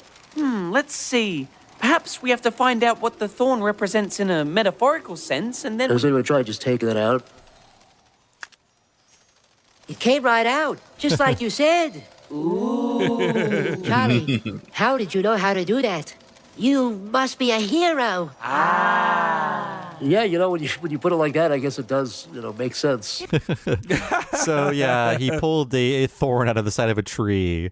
And this makes me think, like, did Mip set all this up to convince Charlie, like, oh, you're the hero for this quest? So it was a very easy thing, like a feat of strength that he did, that Mip set up. I wonder. All the quest rewards very artlessly feed into one another, too. So he isn't challenged by anything. Everything is so easy for him. And yeah, one leads to the next. Like he gets it, the sword helps him get the boots that then get them across the lava, that then get him the shield, that then kills the Medusa. Like everything leads to the next. But yeah, I love too that, Pim was right in the end. He should not have drank that potion, but I just love how he drinks it like, this is Mip we're talking about here. Mip rocks. Yeah. And just is like half like, yeah. Also, when all the little fairies come in to say like, hero, Charlie, the hero. At first, Charlie likes it, but then one fairy gets too close to him. He kind of like swats it away. Yeah, I love that little bit there. Yeah. So Pim is very mopey about it not being a riddle, and Mip is reassuring them there's going to be plenty of quests along the way. I think it's referencing that one again. That movie camps out for like 11 minutes on that riddle scene, and it's excruciating. Right, I see. That's why it's such a. He thinks he's in for a long riddle with this thing. Also, the great idea of like, wait, a thorn in a tree, like would that hurt him a bunch? Yeah, I love how it's just so corny. The tree is like hero, and it lowers like a sword down to Charlie. Just a. Yeah. Just totally badass sword given to Charlie, who didn't even want it, who just thinks it's stupid. And yeah, I mean, too, that's such a perfect version of a thing that can spur passive aggressiveness in Pim, that a guy who didn't even want the thing Pim wants is just being handed all of the stuff that Pim wanted, and Charlie doesn't even care like that. Yeah, it's so great how that is driving Pim insane. Yeah, just how I like how Charlie is very like not moved by anything. He's just very nonchalant. He's like, oh, I guess it makes sense. I'm a hero. Yeah. Okay. Well, all right. Yeah. Not even exerting all that much. It's like, yeah, cool. All right. And this is when Mip is inspired to play a song, and we hear Charlie the hero. This is the story of Charlie the hero. He fought the beast and evil that dwelled upon the land. Him was there too, I guess, but Charlie was the main one. He was a great hero and we all loved him so much. Charlie was the hero and I guess Pim was there too. There's a big montage of just like Charlie being an adventurer. He's getting all this new equipment that's helping him with like future quests. Like he gets these new boots that he can walk across lava with. And as this is progressing, Pim is looking increasingly resentful and just like dirty. Yes, yeah. He's becoming the Jackson version of Gollum, not the Rankin Bass version. Yeah. Yeah, I also love Charlie is walking just so nonchalantly over the lava. He's just like doesn't care, walking down the street. And then meanwhile, his cool sword is being used as an oar. It's like it's not even water at all. It's like it's not even liquid. This scene is really funny because they get to this clearing and there's all these like humans frozen in terror as statues, and Medusa comes out and Charlie reflects her beams with his shield. Instead of turning to stone herself, she explodes. Yes, yeah. And then they meet Smog, and all he has to do is like he accidentally kills it by kicking a treasure chest, and it falls over and crushes his head. And he just like rips a scale off of him. Yeah, just like for nothing, man. That's so funny. But of course, it's a parody of the song "The Greatest Adventure," the only good song in that movie. Here's a brief clip of that I pulled. Greatest adventure is there if you're bold. Let go of the moment that life makes you hold. To measure the meaning can make you delay.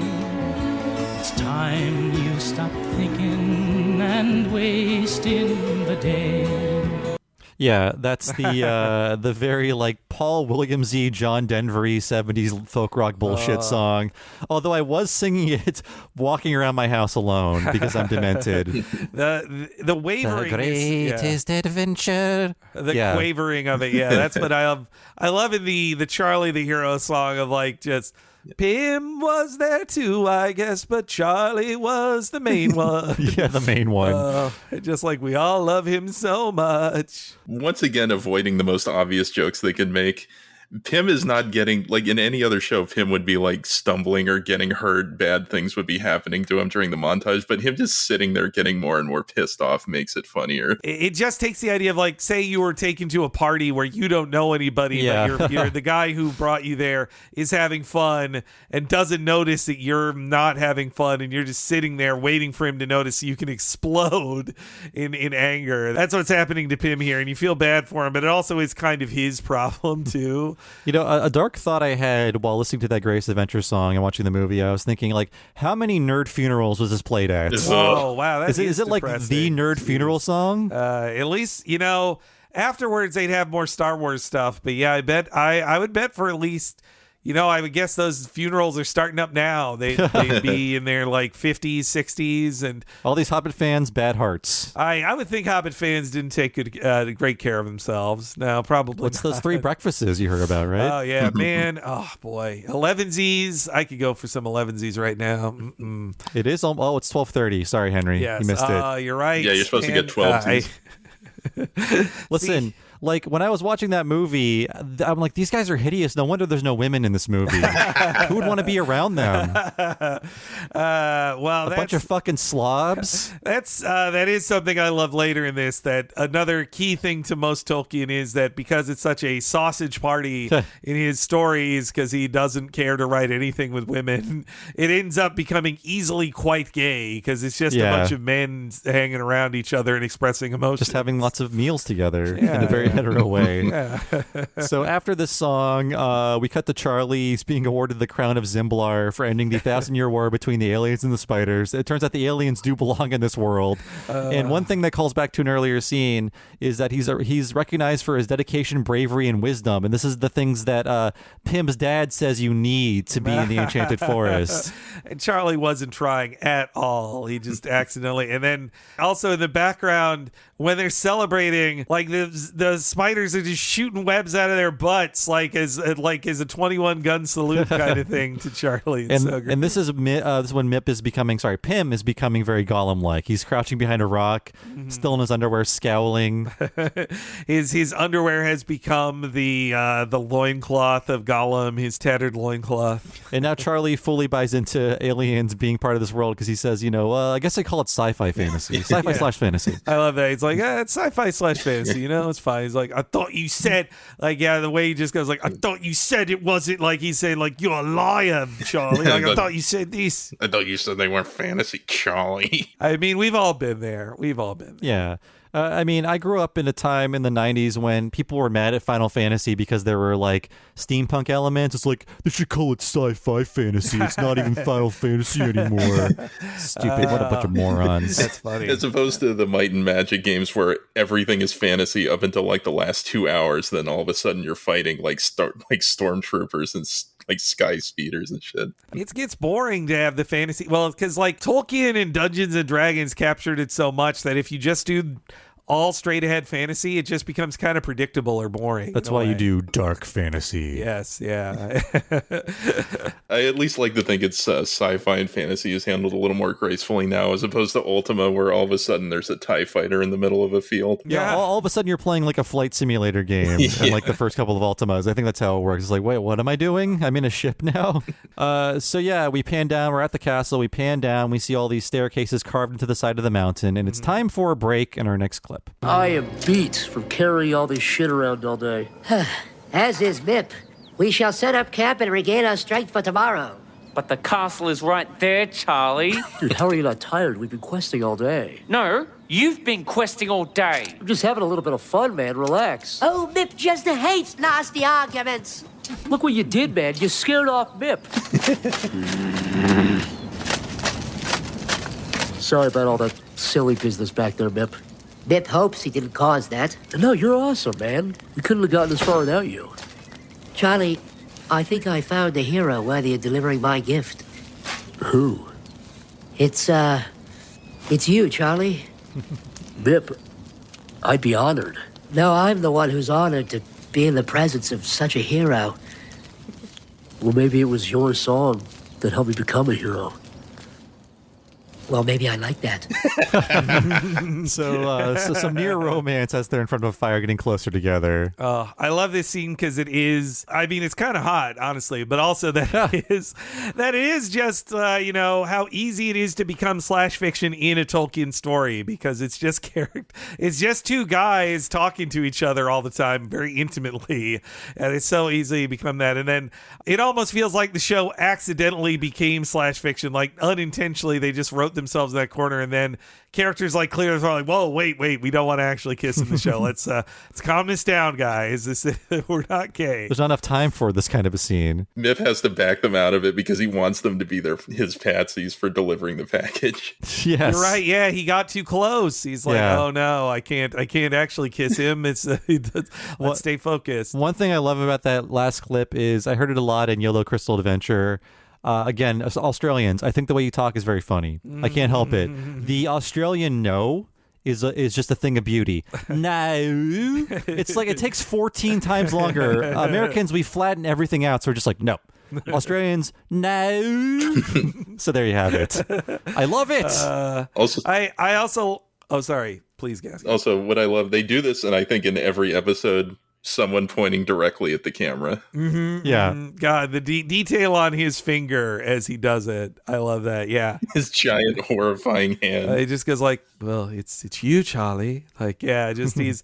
when you talk about copying the animation from the Rankin Bass version, Bob, the way he pops into like his little, like, his hands beside his head going like, oh, I hate nasty arguments, and then runs away. Like, he's so like camp and silly or foppish. That's what I love. Hands are so hard to draw, and I kept thinking of that during my viewing of The Hobbit. Like, his hands have like 40 lines on them, and they're always moving. It's moving.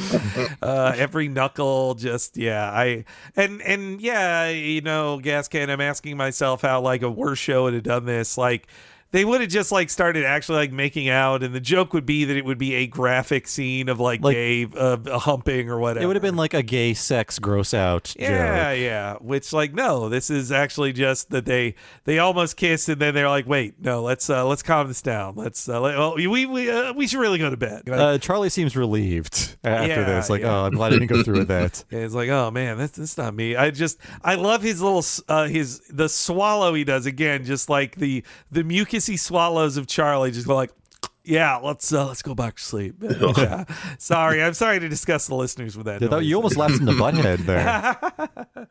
I think if you want to do Charlie, you have to like start with Trump. Like, oh yeah, it's all the way up here. This is a myth we're talking about here. There you go.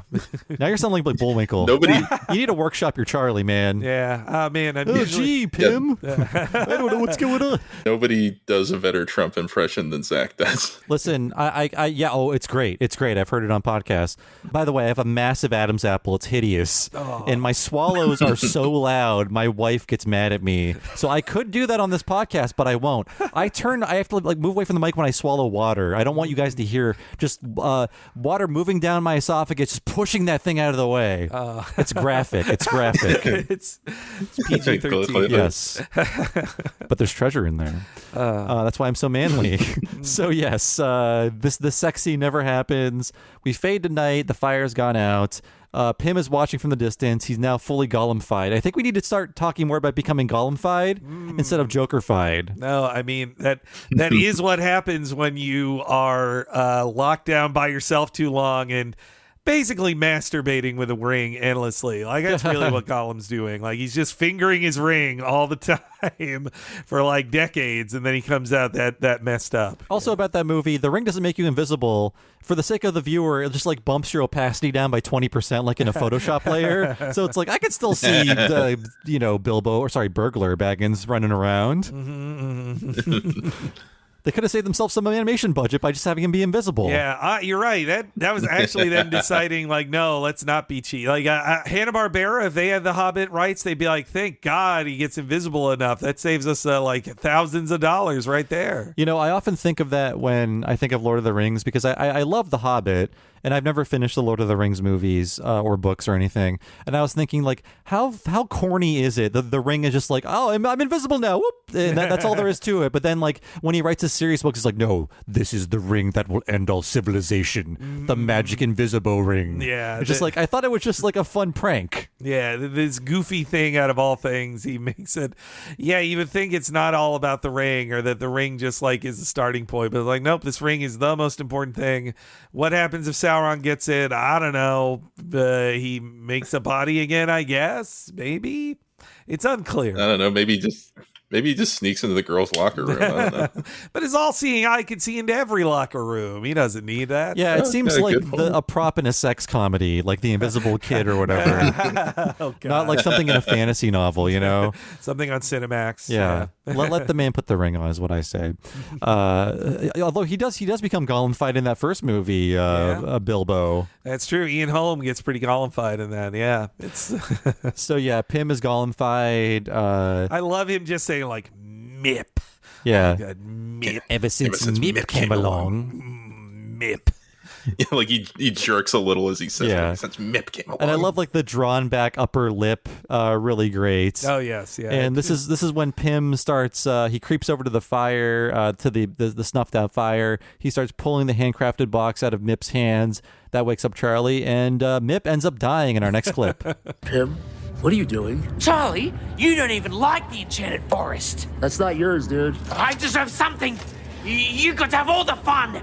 Now I'm gonna deliver this package and do the final quest. You're being weird, man. Let it go. Please be very careful with this creation. I earned it. I earned it. Ah! Oh my God, Mip! I'm so sorry. No, don't fret, Pim. Perhaps you're right. Perhaps all along, this was your quest. Please deliver it to the princess for me. You can tell her it was from you.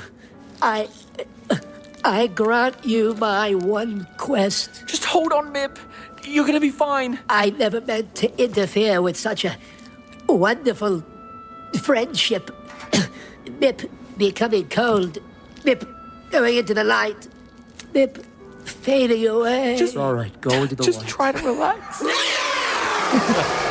Oh, shit, I was not expecting that genuinely took me off guard. So yeah, he turns into a scary monster before he melts into a puddle. Oh, the animation on that too, amazing, man. Lots of fun. Like I wouldn't call them jump scares, just like very startling animation things, just suddenly popping on the screen. What I love most about that sequence there is that that Pim is trying to get him to hold on, but Charlie's just like, just go in the light, man. Just give up. Like, it's just like with Desmond in the first episode, where he's like, dude, just kill yourself, man. It's all right. Like, he's just give up. Like, he is such the quitter, while Pim is trying to keep somebody from not dying, or from dying. Yeah, once again, worst show. Like, you can imagine the premise would be like, oh, Charlie doesn't want to be here. Like, he got tricked into doing this job, or he has to do it. But there are moments where he does want to help people. Like the Mr. Frog episode is him taking the initiative to help Mr. Frog. Yeah. And like, I feel like in a more mean-spirited show, they would make Mip like a good character who gets killed graphically in an unfair way. But in this case, like, you find out, like, oh no, he was about to murder someone by proxy. It's a good thing he's dead now. He's a fucking creep. Oh, but just that it's like, and also that it snaps Pim out of his Gollum-fiedness. He's like, oh shit, and he's just like back to normal. That's so great. Oh yeah, like the way he like morphs back into his normal character design is very funny. It happened. I like framed through it. It's like a new drawing for 4 frames until he's back to his regular self. It's like a Newgrounds animation. And just the look on Mip's face, like the detail of it, like not just that he's stabbed in the chest, but it's like, well, one of his eyes is now blood red because, and blood is coming out of his mouth because the blood is going everywhere in his body, and as he's bleeding to death, it's so horrible. Lots of internal bleeding. Also, the sphere, not only is it rusty, but it also has barbed wire running down it. Oh yes, yeah, it's horribly, horribly painful for Mip. Though, you know what? We learn later it's what he deserves. But that I also love when he says, "Be careful with Mip's creation." Like, he's like, "You guys are going to set off this bomb and kills both right now. Like, be careful, guys." He has like seriously a home made pipe bomb in there. He is an awful man. He doesn't care that he's dying. He's like, you can deliver this gift for me, please. Yeah. He's feeling please take credit for it. He's feeling the satisfaction of knowing they probably will successfully kill the princess, so he can die satisfied. Yeah. So Pim apologizes, and so does Charlie. He says, like, I got stuck in a vicious dopamine cycle, which is what happens when you play an RPG. It's like you keep solving those quests, and the dopamine hits, you want to do more. That's right. So they decide to finish the last quest together for Mip.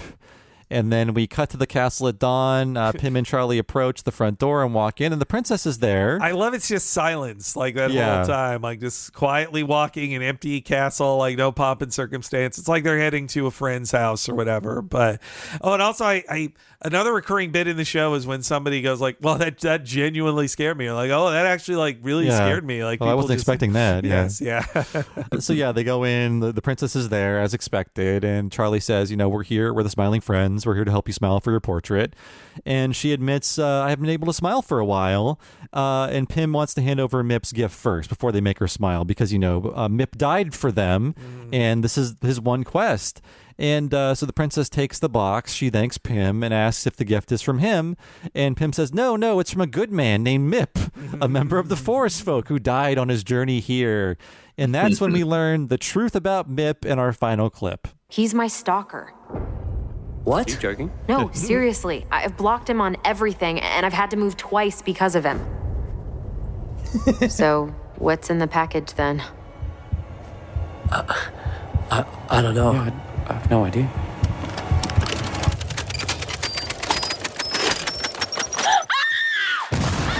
Oh my God! Bob the whole time? Wait, so you said he's definitely dead, though, right? Yeah, he's dead. He's definitely I think he dead. melted into goo. Oh, thank God. Oh, good. So I guess we did it, right? We technically made you smile? Yeah, I guess you did. Cool. And then smash into the very loud and very garish ending credits. Yeah. Man, I just love Charlie screaming there. Like, it was a bomb the whole time. Like, you can hear it like shaking the walls of where he recorded it. And there's really it's an awkward situation. There's no way out of it. So we just kind of leave them saying, are you happy now? Yeah. Cool. I love the sound effect they use every time of the smile too. Like, once the smile arrives, like, oh, ding, like the little noise. I love it every episode. But yeah, I think, again, you're right, Gascan. The show makes some swerves from being mean-spirited. He has yes, it's about a stalker who tried to kill a woman, but she survives. Yeah. And, Mip is no longer a threat to her. I like how she says, I had to block him on everything. Yeah. So it's we're in a fantasy world, but she still has Instagram or Facebook or whatever.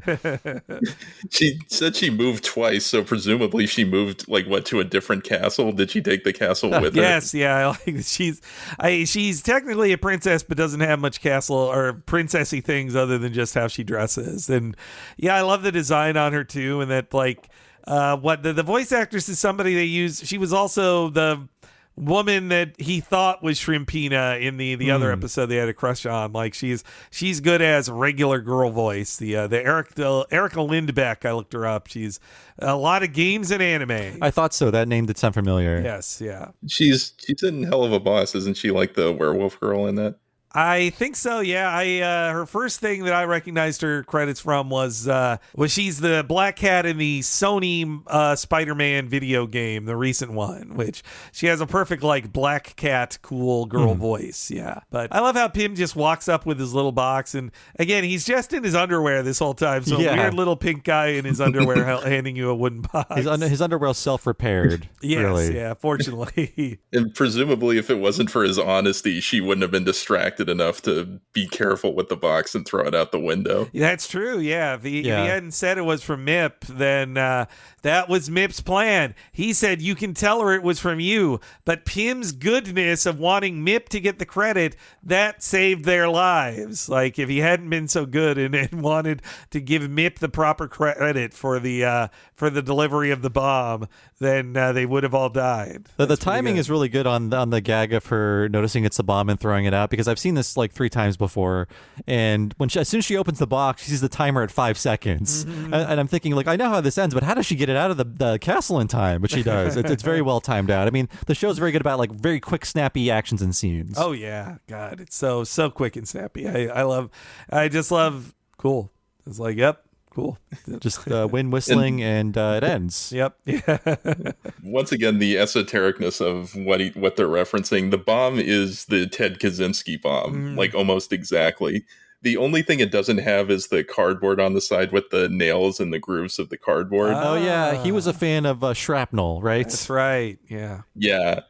And second, the whole thing is a reference to a story Zach loves bringing up of the Bjork stalker. Oh, please, do tell. I didn't hear this. It was I forget his name. I can't remember his name. It's Roberto something, but he's the Bjork stalker. He was obsessed with her and tried to throw acid in her face once. He mailed a bomb to her. Jesus. And recorded a video confession of it where he shoots himself. Oof. Wow, boy. And but to Zach, this is apparently the most fascinating thing in the world, because he keeps bringing it up constantly, and he finally got a TV show where he got the reference. I forget what kind of things that Michael is into, who plays Pim, but Zach, he's very upfront about the weird shit he's into, and one of the reasons why he wanted Dan Aykroyd on the show is because he loves, in a sick way, the movie Nothing But Trouble, which I'll admit, when I was a kid, I thought it was great, and my mom still loves it and talks about it. Wow. The movie Nothing But Trouble. Man, I never liked that movie as a kid. I'll give it another shot now. It put Dan Aykroyd on movie death row. So that now makes more sense when Charlie has the lines of well, that's it. I see weirder stuff like that online all the time. Yes. That's. Again, these children were born into the world where the internet already existed. I had to wait. I know. I had to be warped. I had a regular. It wasn't until I was 17 that I had friends saying no, look at this on Style Project, man. And I'd be oh my God, it's scarred forever. I can see Style Project web pages when I close my eyes sometimes. It's not good. I'm not going to reference anything that's been on any of those websites. I don't want to put that in your head, but this has been our tour of Smiling Friends. Again, it's very, very funny. And if you haven't seen this episode, I think the visuals help a lot. If you don't think the clips are as funny as they should be, I love the voice acting, but boy, this is a very funny looking show too. They're really good with just like they said up front, we just want to make you laugh.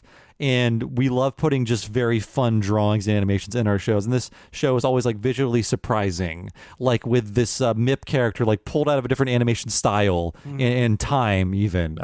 They're just really good at that, just surprising you all the time. Yeah, I'm going to steal something you said, Bob, about the show. Another reason you loved it, which I totally agree with, is we're so used to every cartoon show is about characters all apologizing at the end and saying like, "Oh, I'm sorry." Like it's just, it's fun to just see like a mean show sometimes, or not even mean, but just like abrasive, but also underneath it all, like it has nice moments, or just moments of like appreciating life and loving just the little things in it when other stuff is just like miserable.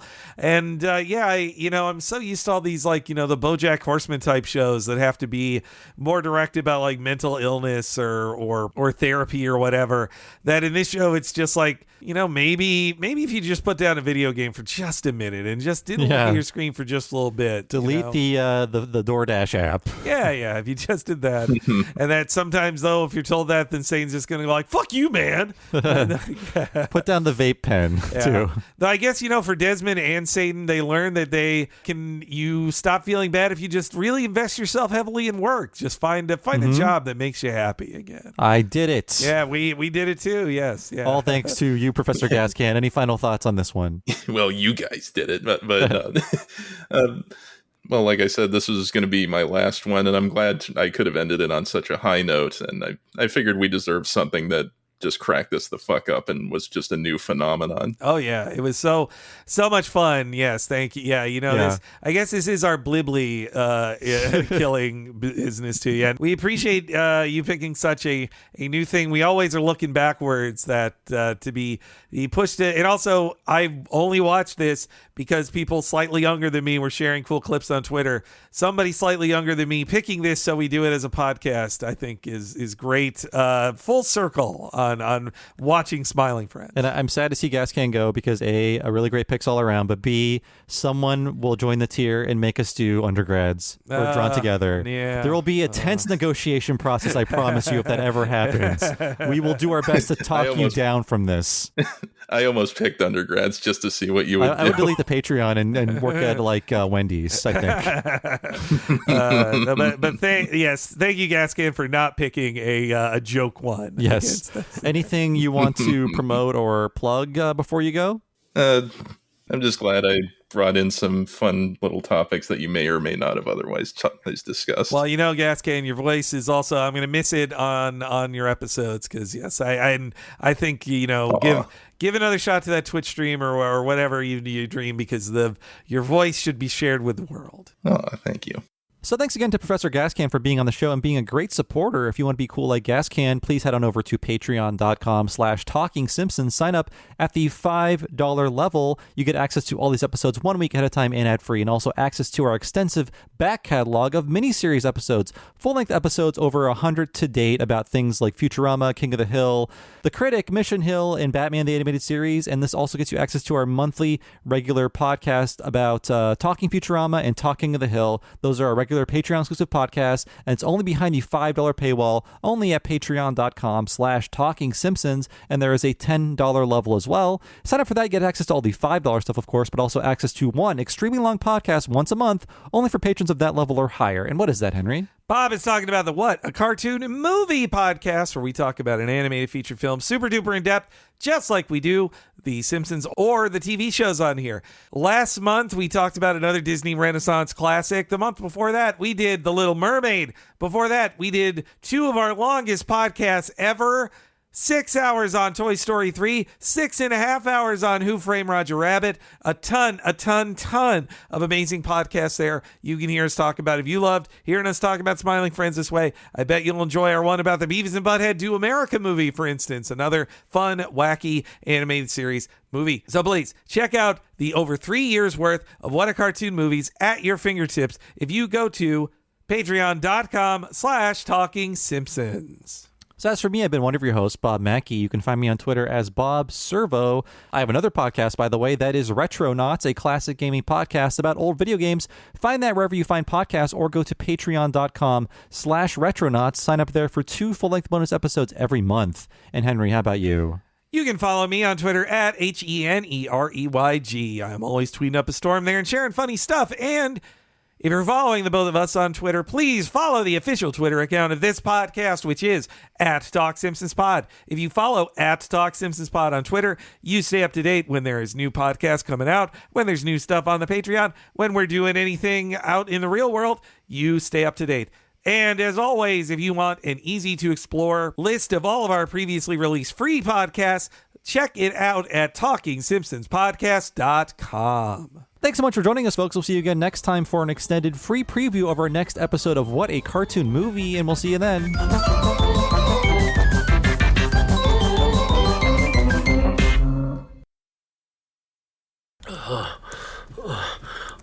Charlie, are you okay? Oh, I think it's because he drank a green potion from a stranger. I don't think it's because of the potion I drank. I think it's just because of allergies. That is not allergies, Charlie. I think we need to call someone. Grandma, can I have the chocolate chips? This secret recipe moment made possible by Emory Heart and Vascular Center. When Grandma needed heart care, she came to Emory. The difference? Emory Healthcare performs more heart procedures annually than anyone else in Georgia, which means better outcomes for our patients. And we offer advanced and personalized treatments developed by our top specialists that others don't. Like Grandma knows, where you start your heart care matters. Smart Cookie. EmoryHealthcare.org/smartcookie.